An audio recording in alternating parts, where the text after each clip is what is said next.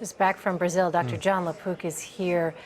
Jon, I just have to ask you, I know you and your team spent hours and hours and hours, tremendous reporting, so heartbreaking to see these stories. What was it like actually being on the ground there? Oh my gosh, Elaine, I'm gonna love my baby. That says it all, right? I mean, you can hear all the statistics, 1.5 million cases of Zika maybe in Brazil, thousands of babies with microcephaly, but when you look into the eyes of the parents and the babies, it's heartbreaking, and especially an 18-year-old, a 16-year-old, a 15-year-old mother, they don't know what's going to happen. They don't really totally understand it, and they certainly don't have the resources that they need financially to provide the kind of services on their own that their babies may very well need. So there are so many questions here, but it was just emotionally grueling for... Yeah, I mean, because the outlook, you know, you talk about limited resources. What is the outlook for babies that are suffering from this in Brazil? There's a huge spectrum. There are a lot of unknowns. It's the first time that, as far as we know, that a mosquito has caused or has been linked to causing microcephaly.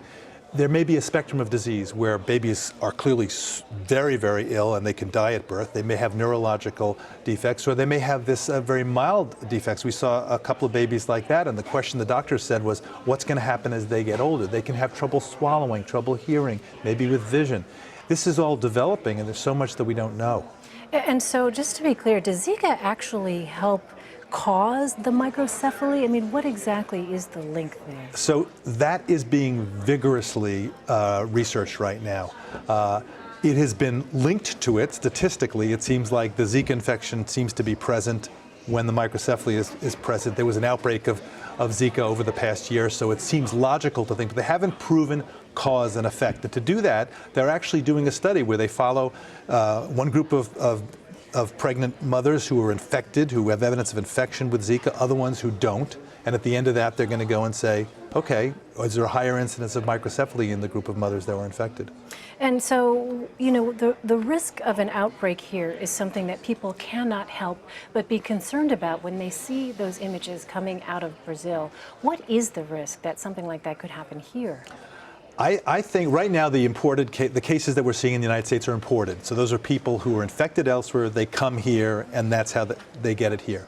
The risk is, and I actually think it's almost inevitable, if not inevitable, is that a mosquito somewhere in the United States, maybe in Florida, Texas, Hawaii, which has the kind of mosquitoes that can host the Zika virus, that it's going to eventually spread to those mosquitoes.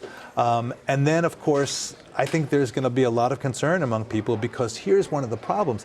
80% of people who have Zika infection have no symptoms.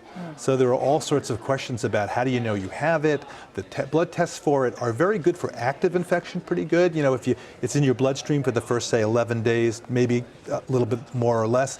But the test that says, did I have it 3 months ago, that's not as good, because there's confusion between yellow fever and dengue, other infections you can have. It's not a perfect test. Okay, and how close, really quickly, how close are we to getting some kind of vaccine for this? Dr. Fauci, the head of infectious diseases for the NIH, he said that they're going to start a phase 1 trial by the end of the year, but he doesn't think anything will be ready for years, maybe 3 to 5 years. If you're really lucky and you press it, maybe 2 years. All right, just such a heartbreaking scene there. Dr. Jon LaPook, thank you so much for your time.